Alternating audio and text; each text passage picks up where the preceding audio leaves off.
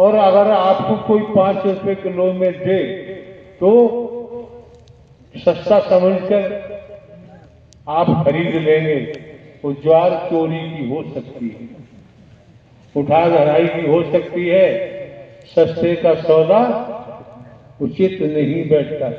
वही तो आज चल रहा है, नकल माफिया जम के चल रहा है। इसी के तहत जो नौकरी पाए हैं, नौकरी भी जा रहे हैं और जेल भी जा रहे हैं। हमारे कहने का भाव, कहने का तात्पर्य यही है, आने वाले महापुरुषों को चाहिए अपने बच्चों को योग्यता के अनुसार योग्य बनाएं, विकसित करें, शिक्षा उस स्तर की दिलवाएं, मेहनत कराएं। जब मेहनत करेंगे, शिक्षा पाएंगे तो श्रीमान जी योग्य बनेंगे, और योग्य बनेंगे तब अगर नौकरी मिलती है तो किसी को ढेला देने की जरूरत नहीं पड़ती। ये हर माता पिता का दायित्व बनता है, कर्तव्य बनता है अपने बच्चों के भविष्य से किसी लालच जिस तरीके से हो रहा है शिकार न बनाए, अन्यथा पछताना पड़ता है, रोना पड़ता है। कानून छोड़ती नहीं। जिसने दुनिया देख लो कानून तोड़ा है, कानून बख्शती नहीं। ये मौका मिला है, समय मिला है, वक्त मिला है, इसे मानवता, भाईचारा, अनेकता में एकता, मानव मानव को गले लगाना, मानव मानव से प्रेम करना। जब यहाँ आते हैं आप लोग भी सुनो, वंचित मत रहो। जब मानव मंगल मिलन सद्भावना समागम आयोजन है, अपने दिमाग को ऊंचा मत समझो, महापुरुषों से भी झुक के प्रणाम करो, महापुरुषों से भी झुक के प्रणाम करो। अगर महापुरुष क्षण स्पर्श कराता है तो क्षण स्पर्श करने में भी कंजूसी नहीं करनी चाहिए। इससे हमारी में हटती है, में गिरती है। अधिकारी थे तब थे, आज नारायण साकार हरि परमात्मा ने कितनी मेहर की है, रहमत की है, दया की है, जो आपको सत्य के साथ का अधिकारी बनाती है। वो अधिकारी बनने पर क्या परिणाम आता है? ये अधिकारी बनने पर क्यों? द्वापर के लेख में जाओ, जहां 5 पांडवों का नाम आता है, धर्मराज युधिष्ठिर, भीम, अर्जुन, नकुल, सहदेव, श्री कृष्ण जी का नाम आता है। आप समझ सकते हैं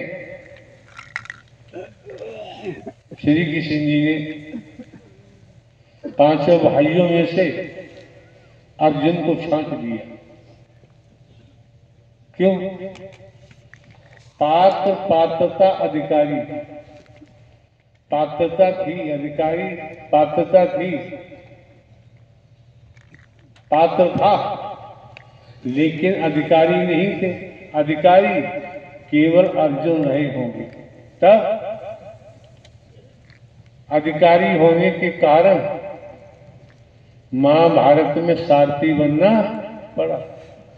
आज भी वही स्थिति है।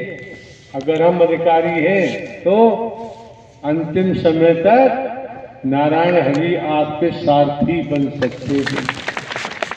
आपका इस शरीर रूपी पंच इंद्रिय रूपी शरीर का संचालन कर सकते हैं, और करते आए, कर भी रहे। किन किन भक्तों किया ले खेल भक्ति का है। ये भक्ति से ही होता है जब परमात्मा। एक बात बताओ, शादी लड़का लड़की की होती है तो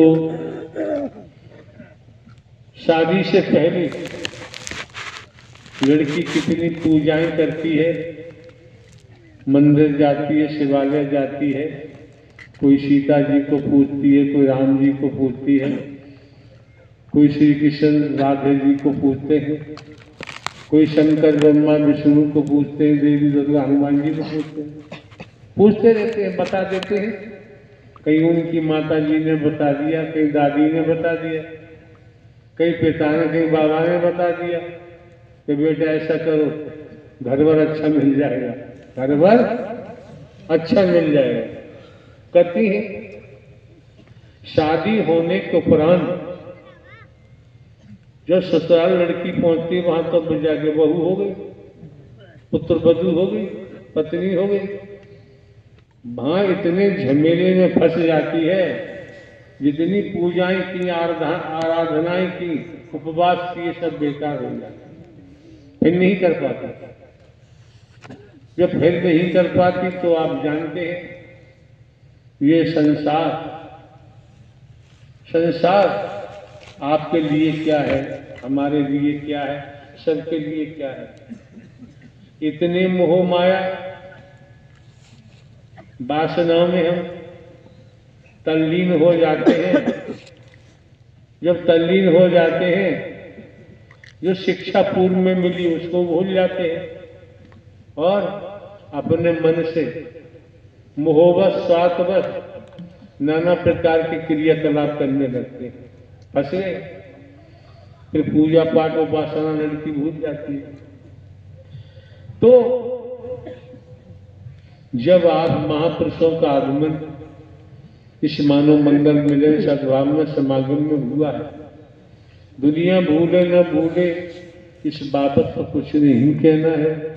जब हमारी समझ आ गया परम शरीर सदगुरु नहीं हो सकता, परम सदगुरु बनकर नारायण साकार हरि परमात्मा आपका मार्गदर्शन कर रहे हैं, जब स्वयं ही कर रहे हैं तो फिर क्या होगा, आप भक्त बन जाएंगे, फॉलो करेंगे, भक्त बनेंगे। जब भक्त बनेंगे, और यहाँ समझो, जब भक्त बनेंगे परमात्मा नारायण हरि के, उसके लिए बाकी मसाला तो छोड़ना ही पड़ता है। भक्त बनने के बाद परमात्मा अपने भक्त के पीछे पीछे भागता है, भक्त को भागने की जरूरत नहीं पड़ती है। ये कथ सत्य है, इसमें कोई संदेह नहीं रह जाता है। हाँ जी पत्रकार महोदय, प्रेम से बोलो। नारायण साकार हर की संपूर्ण ब्रह्मांड में सदा सदा के लिए जय जयकार हो। जगत जननी साकार मां मातेश्वरी की संपूर्ण ब्रह्मांड में सदा सदा के लिए जय जयकार हो। देखिए ये भी मालूम पड़ गया था हमको कि ये हरि परमात्मा की छवि किसने रखी थी, और जिसने वहां पर इस तरीके से निरादर किया था हरि की छवि को, उसकी 2 भैंसें अगले दिन बिल्कुल मर गई। 1.5-2 लाख का नुकसान हो गया। तो मैं तो यही कहता हूं आपसे, फिर विनती है आपके चरणों में कि हरि परमात्मा की छवि अगर ले जाते हो तो बहुत अच्छी तरह से रखना, अगर बस की नहीं है तो हरि परमात्मा की छवि को मत ले जाना। दूसरे ये भी हम आपको सूचित कर अवगत कराते हैं, यही कार छवि वगैरह पेंडल एक श्रीमान जी करते थे, उन्होंने भी अपना सज्जनता का परिचय दिया वो जाने। दूसरे ये श्रीमान जी करते थे राजस्थान के, इन्होंने भी व्यापार कर दिया, वो भी समाप्त। अरे भाई सीधी सी बात है, क्या एक स्त्री का पति आर्मी में है, मिलिट्री में है, और वो जा रहा है ड्यूटी पर। जब ड्यूटी पर जा रहा है, पत्नी मायूस हुई मैं कैसे रहूं, अपने बैग में से उसने अपना चित्र निकाला और पत्नी को दिया, इसके साथ रहना, इसके दर्शन करना, मैं ही तो हूं इसमें चित्र में। कहाँ वो चले जाते हैं, 6 महीने व्यतीत हो गए, नहीं आए, चित्र से लगी नहीं वो। एक दिन आए, बाहर से कुंडली घटाई, आवाज दी, पत्नी उनकी चित्र को देख रही है।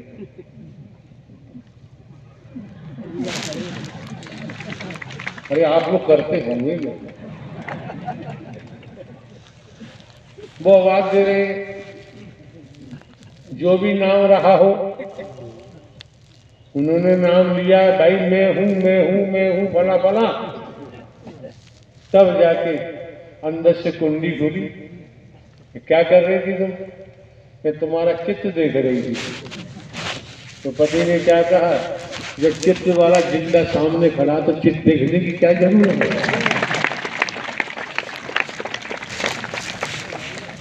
तो पत्रकार महोदय इशारा तो पक्का कर रहे हैं, हमारे मस्तिष्क में जाए ना जाए तो हम जाने। हाँ जी। तो प्यारी प्यारी साध संगत, संपूर्ण ब्रह्म यही नारायण साकार हरि है। देखिए इन हरि परमात्मा के लिए जो आसमान में सूर्य दिखाई दे रहा है, ये भी दर्शन के लिए लालायित रहता है।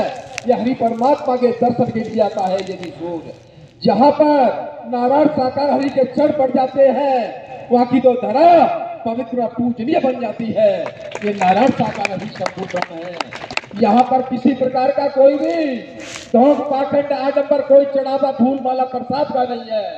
नारायण साकार हरि जब से इस भूलों पर आए हैं, नारायण साकार हरि का प्रकट हुआ है। नारायण साकार हरि के जब से दर्शन हुए हैं, हकीकत बता रहे हैं, असली जन्म तो हमारा तभी हुआ है। ये नारायण साकार हरि संपूर्ण ब्रह्म है।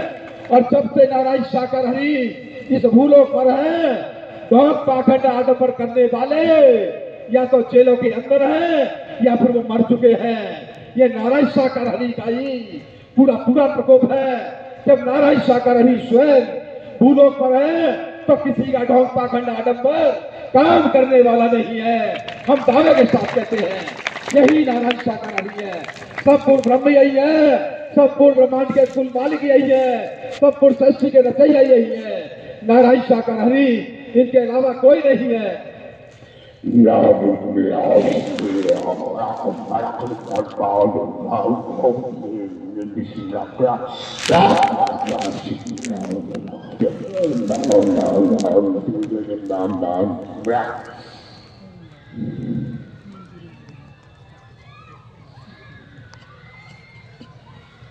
अब कितने चिल्लाने लगे? तो क्यों चीख रहे हैं? क्यों कहा? शब्दों के महत्व को समझो। जिसने अंग्रेजी भाषा पढ़ी है वो अंग्रेजी भाषा को पढ़ भी सकता है, लिख भी सकता है। जिसने अंग्रेजी भाषा को पढ़ा नहीं, न वो लिख सकता है न ही पढ़ सकता है। जो आपने सुना, जब तक तन में प्राण है यही भाषा चलती रहेगी, लेकिन कोई समझ नहीं सकता। इसलिए श्रीमान जी पत्रकार महोदय खड़े हैं, आपकी भाषा में चर्चा के द्वारा जानकारी दे रहे। एक सज्जन है, पिता है, उसकी पत्नी नहीं है, लड़की अबोध है, बेटी, उसी ने लालन पालन किया, दूध का काम करता था, गाय भैंस पालता था। समझो चर्चा हमें कहां से कहां पहुंचा देती है।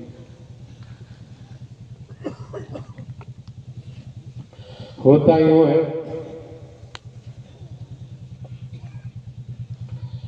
उस लड़की को उसके पिता ने चूल्हे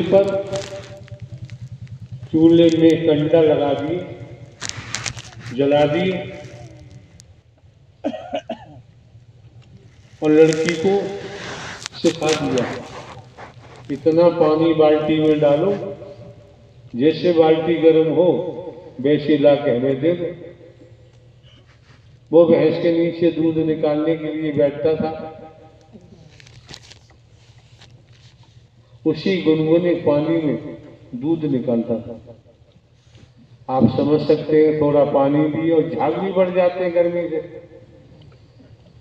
तो लेने वाला कोई एक है दूध, या वो दूध खरीदने वाला 1 किलो दूध, 1 लीटर दूध लेता है, किलो की बात क्षमा करें, 1 लीटर दूध लेता है। आज के वक्त में लीटर का प्रचलन है, किलो का, किलो से नहीं नापा जाता। तो हुआ यूं,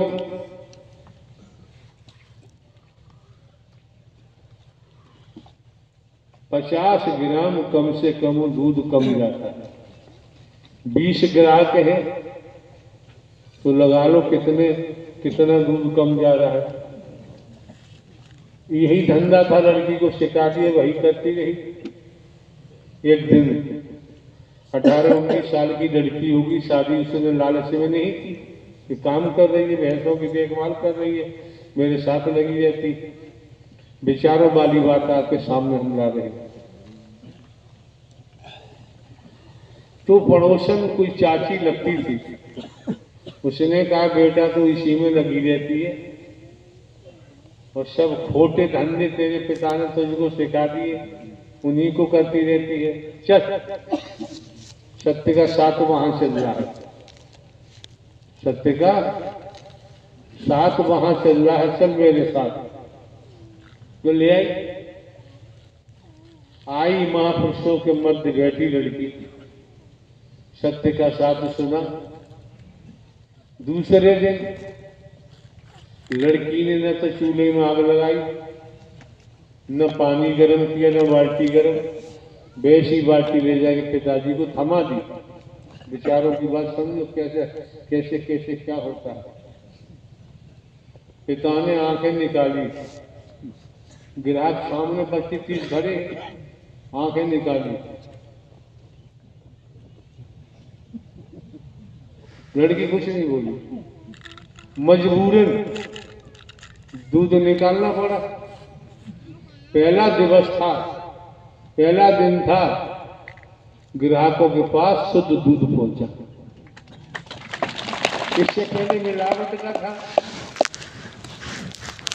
शुद्ध दूध पहुंचा। जब फुर्सत हो गया उसका पिता, तब लड़की को बुलाया, आंखें निकाली, क्या क्या कहा, हराम को 17 साल की तूने मेरी मेहनत आज बेकार कर दी, ऐसा क्यों नहीं किया, बाल्टी गर्म क्यों नहीं की, अच्छा पानी क्यों नहीं लाई। लड़की ने कहा चाची के साथ और सत्य के साथ में गई थी, तो मैंने विचार सुना, मिलावट करना पाप है, तो हमने एक नाटक नहीं किया। क्या कहता बा, 17 साल का प्रभाव जो हमारी शिक्षा थी, उसको तुमने एक पल में नष्ट कर दिया। और क्या कहा, वहां भट्टा भाड़, उसने सत्य के साथ को भट्टा भाड़ बताया। भट्टा भाड़ के यहाँ जाके और एक पल में बदल गई।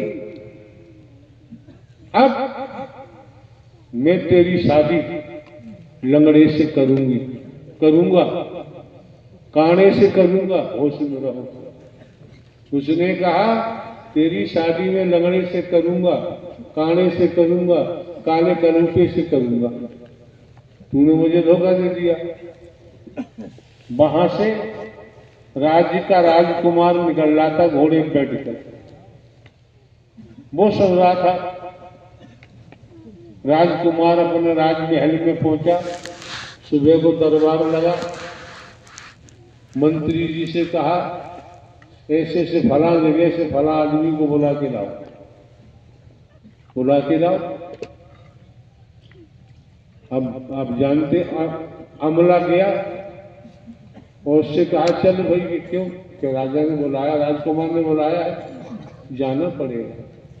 गए, तब राजकुमार ने कहा